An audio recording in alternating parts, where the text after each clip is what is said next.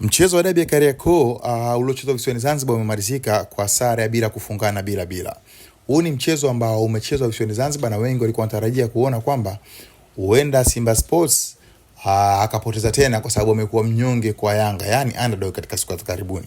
Mara baada ya mchezo huu kumalizika, kila mtu amekuwa na maoni tofauti, lakini mchambuzi wa soka Jeffrey yeye kutumia ukurasa wake wa Instagram ameandika maoni yake kuhusiana na mchezo huo. Mechi nzuri ambayo imeamuliwa na matukio makubwa mawili ya utata ya waamuzi. Tukio la kwanza, Prince Dube kwa offside. Tukio la pili, mwalimu kugusa mpira kwa mkono wala hakuwa offside. Pia sikuelewa kwa nini stoppage time ilikuwa dakika 3, nilitegemea dakika kuanzia 7 kulingana na jinsi mchezo ulivyokuwa na nyakati nyingi ambazo ulisimama. Simba walistahili kushinda kwa jinsi walivyotawala, na kwa kuwa wao ndio walifunga bao lililokataliwa, unashawishia kuamini kuwa walizuia zaidi na muamuzi na sio ubora wa Yanga ambao kwa asilimia nyingi walikuwa ni timu ya pili kwa ubora. Bado waamuzi wetu uwezo mdogo na kuofficiate na kwa on the big stage.